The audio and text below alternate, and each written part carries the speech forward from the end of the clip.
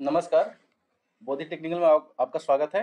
आज हम लोग जो चैप्टर शुरू करने वाले हैं वो है इलेक्ट्रिक पावर जनरेशन, ट्रांसमिशन एवं डिस्ट्रीब्यूशन। इसका प्रैक्टिस टेस्ट सॉल्यूशन नंबर हम लोग 4 करने वाले हैं। ऑलरेडी 1 2 3 जो प्रैक्टिस टेस्ट सॉल्यूशन नंबर है वो कंप्लीट हो चुका है। आज हम चौथा नंबर करने वाले हैं। चलिए, अगर आप पिछला वीडियो नहीं देखे हैं तो आप कृपया कर देख सकते हैं। तो चलिए आज हम शुरू करते हैं नया लेसन। सबसे पहला प्रश्न है, निम्न में से कौन भार गुणांक अधिकतम मान होता है। मतलब ये सवाल जो कह रहा है, प्रश्न जो बोल रहा है कि भार गुणांक का जो अधिकतम मान होता है वो कितना होता है। तो भार गुणांक का मान कितना होता है ये समझने से पहले समझेंगे कि भार गुणांक क्या होता है। तो ये बेहतर ऑप्शन को हम ढूंढ सकते हैं कि भार गुणांक का मान कितना होगा। ठीक है, तो चलिए सबसे पहले समझते हैं फॉर्मूला से कि भार गुणांक का फॉर्मूला क्या होता है। तो इसका जो फॉर्मूला होता है, इसको आप ऐसे भी समझ सकते हैं, इसको जो दूसरे भाषा में बोला जाता है वो बोला जाता है लोड फैक्टर। इसको इंग्लिश में बोला जाता है लोड फैक्टर। लोड फैक्टर बोला जाता है। ठीक है, इसके बराबर जो फॉर्मूला होता है वो होता है औसत लोड। औसत लोड गुने समय, समय बटा अधिकतम लोड।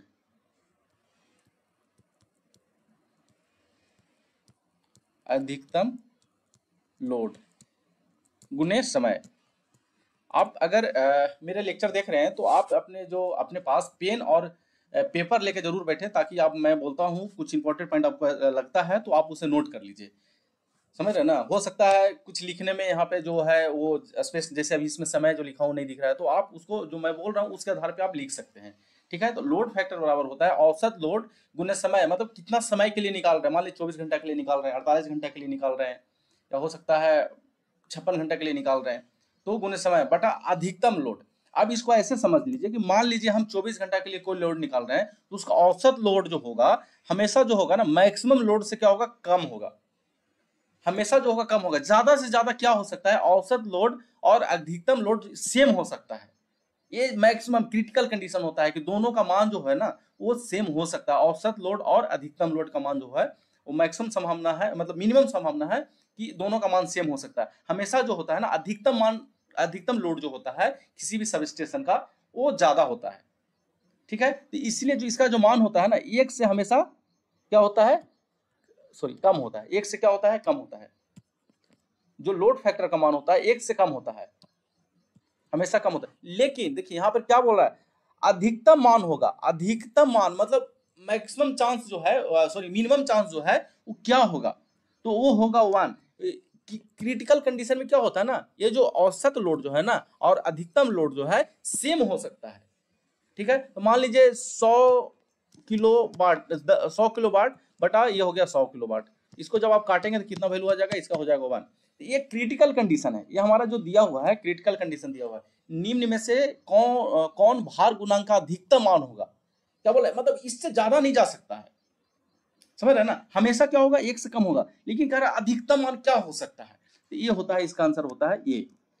क्यों, क्योंकि आप समझ रहे होंगे कि अगर हम अधिकतम औसत मान जो है ना, ज्यादा से ज्यादा कहां तक जा सकता है, अधिकतम मान तक जा सकता है, ये अधिकतम मान तक जा सकता है। तो जब दो अधिकतम मान और औसत मान जब इक्वल हो जाएगा तो दोनों का जब हम भागा देंगे तो 1 होगा। वो कब होता है, वो क्रिटिकल कंडीशन है, मतलब ये कम संभावना है, उम्मीद बहुत कम है। 0%, मतलब 0.1% है, ऐसे करके आप कह सकते हैं। ठीक है, तो ये बोल रहा है, तो इसका आंसर होगा ये। लेकिन अगर यहाँ अधिकतम मान की बात नहीं करता ना, बोलता है कि निम्न जो भार गुणांक होता है वो कितना होता है, तो हमेशा जो होता है एक से कम होता है। ठीक है, इसी प्रश्न को घुमा कर पूछा जा सकता है कि भार गुणांक कितना होता है, तो एक से कम होता है। ठीक है, लेकिन यहाँ बोल रहे अधिकतम मान कितना तक जा सकता है, तो 1 तक जा सकता है, इससे ज्यादा नहीं जा सकता है। चलिए, अब प्रश्न नंबर है 2। क्या होता है जब भार गुणांक का मान उच्च होता है। देखिए अभी हम लोग बात किए भार गुणांक कहां तक हो सकता है, 1 तक हो सकता है। अब नेक्स्ट प्रश्न इसी से संबंधित है कि क्या होता है जब भार गुणांक का मान उच्च होता है। मान लीजिए क्या होगा जब भार गुणांक का उच्च हो जाएगा, मान लीजिए 1 हो जाएगा, तो क्या होगा उस समय, एक कंडीशन होगा, तो जो ऊर्जा का मूल होगा ना, सॉरी ये होगा, सॉरी विद्युत ऊर्जा सस्ती होती है। क्या होती है, विद्युत ऊर्जा जो है वो सस्ती हो जाएगी। कब होगी, जब भार गुणांक का मान 1 हो जाएगा, उस कंडीशन में विद्युत ऊर्जा सस्ती उपलब्ध होती है। ठीक है, इसका आंसर होगा ये, 2 का आंसर है ये। चलिए अब प्रश्न हम करते हैं तीसरा नंबर।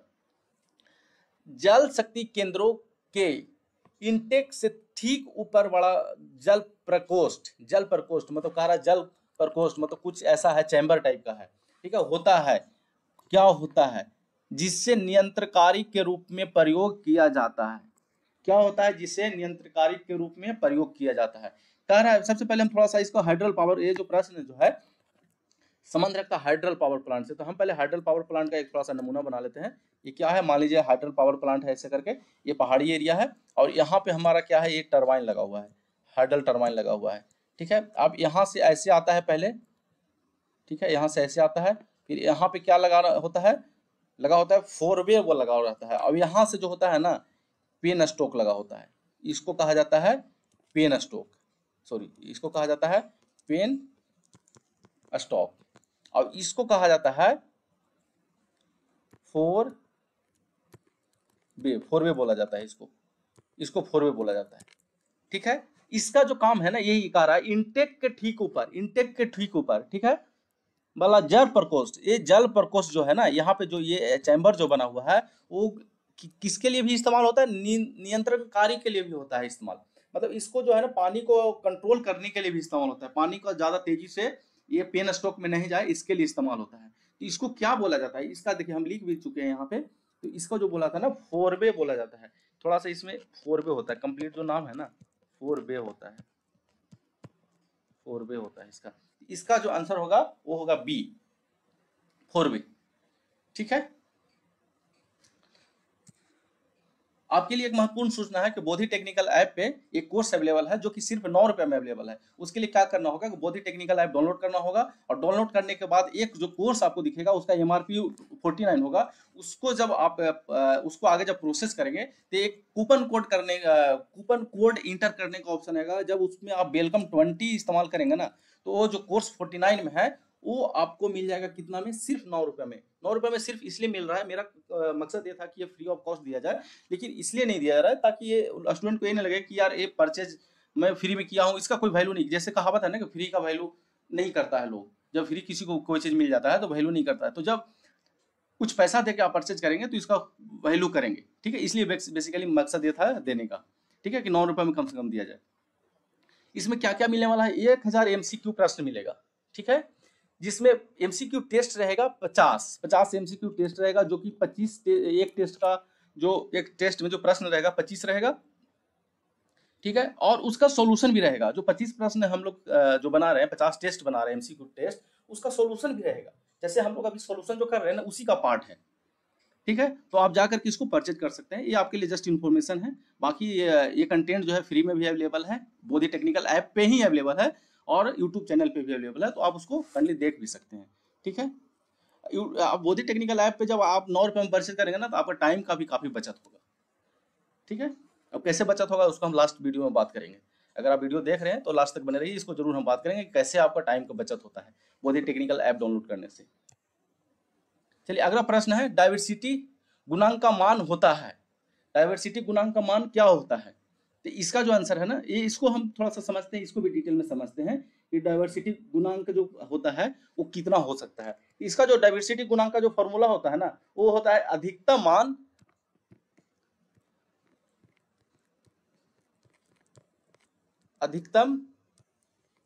मांग। किसका अधिकतम मांग, पावर का मतलब शक्ति का, ठीक है, लोड का अधिकतम मान बटा औसत मान,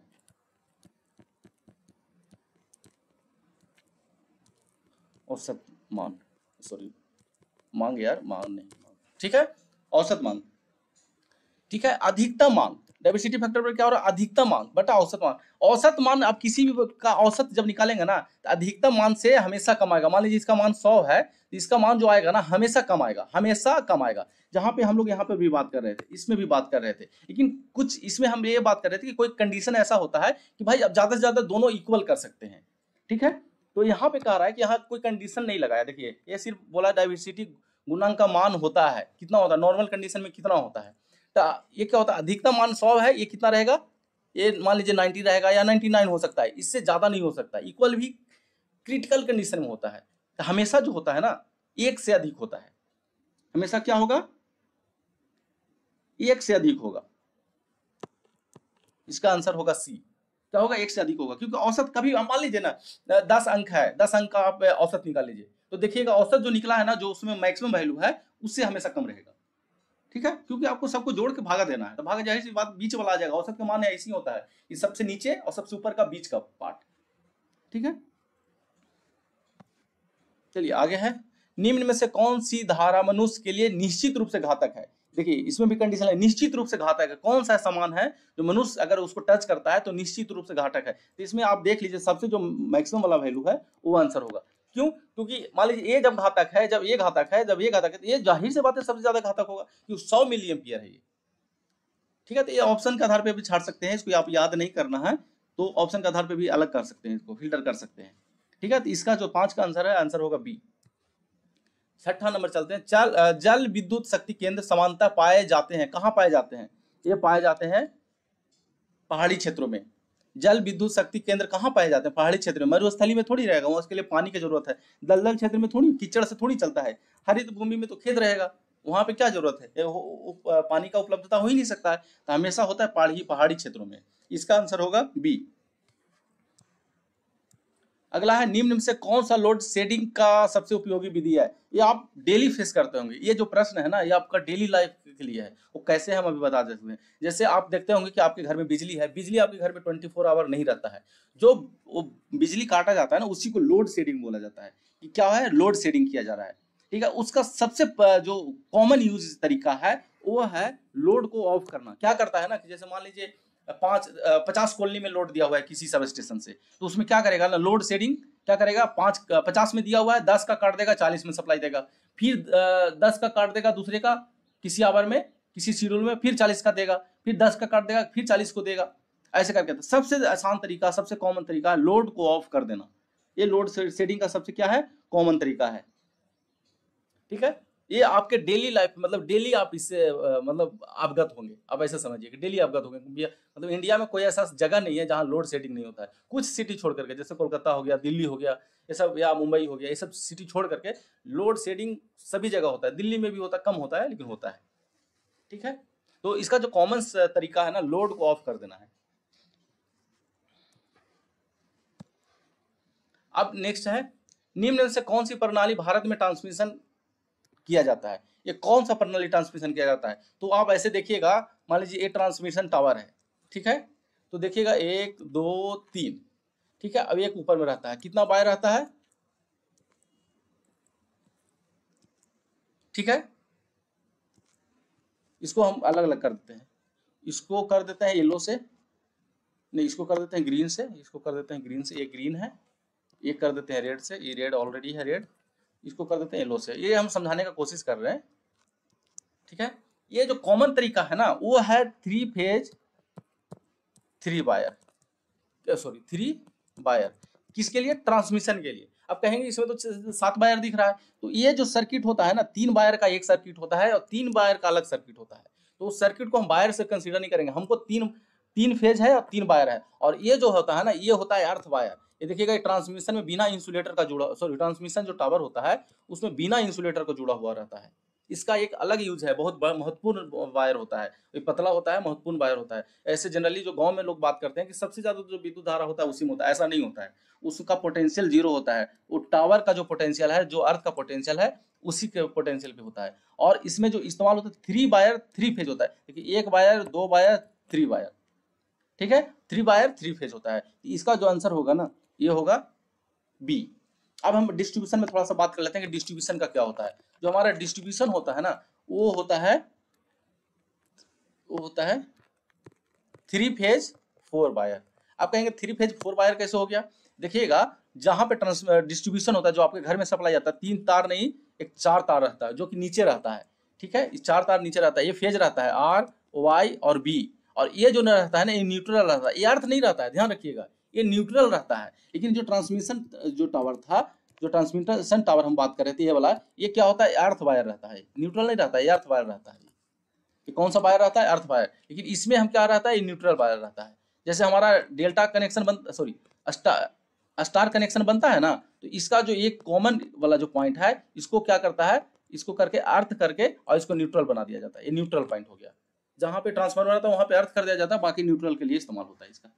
तो जो डिस्ट्रीब्यूशन में बेसिकली आप प्रश्न पे चलते हैं, क्योंकि ज़्यादा डिटेल में हो रहा है, इतना डिटेल में करेंगे आप कंफ्यूज कर जाएंगे, बोलेंगे सर को पढ़ाने नहीं आता है, बताने नहीं आता है। हम डिटेल में चले जा रहे हैं, बार बार डिटेल में इसलिए जा रहे हैं कि आपको किसी प्रकार की कंफ्यूजन ना हो, समझ, हम इसलिए डिटेल में जाते हैं। जो ट्रांसमिशन में होता है 3 फेज 3 वायर, आप नोट कर लीजिए इसको, और जो डिस्ट्रीब्यूशन में होता है 3 फेज 4 वायर होता है। एक वायर जो रहता है न्यूट्रल रहता है, ठीक है। चलिए नेक्स्ट है, निम्न में से सत्य है, सत्य जो ऑप्शन है उसको चूज करना है। AC transmission line DC transmission line से अधिक उत्तम होता है, ये फैक्ट है, ये करेक्ट है। चलिए नेक्स्ट देखते हैं, अधिक पावर ट्रांसमिशन के लिए ट्रांसमिशन वोल्टेज अधिक होना उपयुक्त है, ये भी सही है। अधिक पावर ट्रांसमिशन के लिए ट्रांसमिशन वोल्टेज कम होना उपयुक्त है, ये गलत है। जब ये सही है तो ये तो जाहिर सी बात गलत होगा। उपयुक्त सभी सत्य है, ये भी गलत है क्योंकि ये गलत है इसमें, ठीक है। आप देखिए हमारा यहाँ पे थोड़ा सा एक मुश्किल हो गया कि हमारा 2 ऑप्शन सही है। अब इसमें हम सही कौन मानेंगे? जो ज्यादा फैक्ट होगा उसको हम सही मानेंगे, ठीक है। जो सबसे ज्यादा फैक्ट है ना, अधिक ट्रांसमिशन के लिए, अधिक पावर ट्रांसमिशन, अगर पावर को अधिक ट्रांसमिट करना है तो आपका ट्रांसमिशन वोल्टेज है ना वो अधिक होना चाहिए। इसलिए हम लोग जो है ना 132, 220, 440 और 665 वोल्ट किलो वोल्ट पे हम लोग ट्रांसमिट करते हैं। तो हमारा जो करेक्ट आंसर होगा इसमें वो होगा बी। अगर मान लीजिए ए नहीं रहता तो हमारा ये सही हो जाता, लेकिन होता है ना कि 2 चीज दिया हो, 2 ऑप्शन दिया हो, उसमें सबसे ज्यादा वो मतलब क्या है, इंपॉर्टेंट कौन सा है? वो इंपॉर्टेंट ऑप्शन है, वो है बी इसका, इसलिए करेक्ट हम इसको मान रहे हैं, ठीक है। चलिए आगे हम देखते हैं 10 नंबर, पावर ट्रांसमिशन को वोल्टेज क्या होनी चाहिए अगर मितव्ययता ध्यान में रखा जाए। पावर ट्रांसमिशन वोल्टेज क्या होनी चाहिए अगर मितव्ययता मतलब इकोनॉमिकल को ध्यान में रखा जाए, खर्च को ध्यान में रखा जाए, तो वोल्टेज क्या होनी चाहिए? उच्च होनी चाहिए। अभी तो हम लोग बात कर रहे थे ना इसमें, इसलिए तो हम इसको ऑप्शन को बी माने हैं, इसीलिए ना कि भाई अधिक पावर ट्रांसमिशन हमको करना है तो ट्रांसमिशन वोल्टेज अधिक होना चाहिए। पावर ट्रांसमिट ज्यादा करेंगे तो खर्च हमारा कम होगा, जो लाइन लॉस होगा वो भी कम होगा, ठीक है। लाइन लॉस जो होता है, हम लोग लाइन लॉस होता है IR² जो होता है वो कम होता है। तो सेम जो है उसी टाइप से रिलेटेड है प्रश्न, ये भी है, इसको भी समझिए। पावर ट्रांसमिशन को वोल्टेज क्या होनी चाहिए अगर खर्च को ध्यान में रखा जाए, मितव्ययता को ध्यान में रखा जाए, तो वोल्टेज क्या होनी चाहिए? उच्च होनी चाहिए। इसका आंसर होगा 10 का ए। आगे है 11 नंबर, निम्न में से इकाई में उपभोक्ता का प्रायः मापा जाता है। उपभोक्ता का भार मापा जाता है, भार प्रायः मापा जाता है। तो उपभोक्ता का जो भार मापा जाता है ना kWh में मापा जाता है। थोड़ा सा सुधार है इसमें, थोड़ा सा कंफ्यूजन हो रहा था। इसमें जो kWh में जो मापा जाता है ना, वो जो बिल मापा जाता है, जो यूनिट आता है ना, यूनिट आता है वो kWh में आता है। लेकिन जब हम बात करते हैं कि घर का लोड क्या है, घर का लोड क्या है, जैसे बोलते हैं कि आपका घर का लोड क्या है, तो लोड हम kWh में नहीं बोलते हैं, हम किलो वाट में बोलते हैं। तो हमारे घर का लोड इतना किलो वाट है। हम घर जब कहीं भी हम बिजली का कनेक्शन के लिए जाते हैं, जब हमसे इंजीनियर बात करता है, जूनियर इंजीनियर बात करता है, तो हम ये बोलते हैं कि हमारा घर का लोड है इतना, AC है इतना, ये है इतना, ये है, मिलाकर के टोटल जो है 1 किलो वाट है, 2 किलो वाट है। तो घर का जो उपभोक्ता का लोड है ना वो प्रायः क्या इसमें होता है? किलो वाट में होता है। तो आप इसको थोड़ा सा ऑप्शन को सुधार लीजिए। लेकिन इसी में एक प्रकार का सेम पूछा जाता है कि उपभोक्ता का लोड जो होता है ना, उसका जो बिजली का निर्धारण होता है, बिल का जो निर्धारण होता है, वो किस में होता है? किलो वाट आवर में होता है, ठीक है।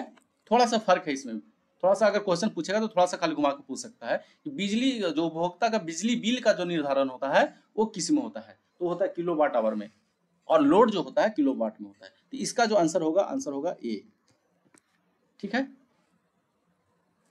नेक्स्ट है, जल विद्युत शक्ति संयंत्र का सकल शीर्ष किसे कहा जाता है? सकल शीर्ष किसे कहा जाता है? तो देखिए जल विद्युत पावर प्लांट जो होता है ना, ये मान लीजिए तालाब है, ये आपका हो गया, यहाँ से आ गया पिन स्टॉक आ गया, यहाँ से टरबाइन रहेगा, और यहाँ पे मान लीजिए डिस्चार्ज हो रहा है इस पॉइंट पे पानी, मतलब टरबाइन में जब पानी जाएगा तो बाहर निकलेगा ना, तो यहाँ डिस्चार्ज, तो ये इसके बीच और इसके बीच का डिफरेंस जो होता है ना, उसी को बोला जाता है सकल शीर्ष बोला जाता है, ठीक है। सकल शीर्ष बोला जाता है यहाँ से इसके बीच में। तो ये होता है भंडारण के स्तर, और टेल रेस, इसको बोला जाता है टेल रेस, और इसको बोला जाता है भंडारण, मतलब क्या बोलता है, रिजर्वर बोला जाता है इसको। इसको बोला जाता है रिजर्वर, मतलब जहां पे पानी को स्टोर करके रखा जाता है वो उसको रिजर्वर बोला जाता है। और जहां पे पानी डिस्चार्ज होकर के गिरता है, डिस्चार्ज मतलब सबसे निचला जो लेवल होता है डिस्चार्ज होने के बाद, जो पानी का फ्लो होने के बाद जो इस पॉइंट से चलता है ऐसे, उसको बोला जाता है टेल रेस बोला जाता है, उसको टेल रेस बोला जाता है। दोनों का जो अंतर होता है ना उसको सकल शीर्ष बोला जाता है, इसलिए इसका आंसर जो होगा, आंसर होगा ए। ठीक है, यही होता है सकल शीर्ष, यहाँ से यहाँ, ये जो मीटर में जो होगा ना वही होगा, मान लीजिए जो भी मीटर हो। नेक्स्ट है अधिकतम मांग एवं संयोजित संपूर्ण भार का अनुपात क्या कहलाता है? इसको कहा जाता है मांग गुणांक, डिमांड फैक्टर बोला जाता है। इसको क्या बोला जाता है? Demand factor. आप इसको नोट कर सकते हैं और याद कर सकते हैं। मतलब डिमांड फैक्टर जो होता है अधिकतम मांग बटा संयोजित संपूर्ण भार होता है। मतलब कितना मांग किया गया है और क्या कितना लोड जोड़ा हुआ है, वो क्या होता है? डिमांड फैक्टर होता है। ठीक है, कितना लोड जोड़ा हुआ है और कितना मांग किया गया है, अधिकतम मांग बटा संपूर्ण संयोजित लोड होता है मांग फैक्टर, जिसको बोला जाता है डिमांड फैक्टर। तो इस तरह का जो आंसर होगा ये।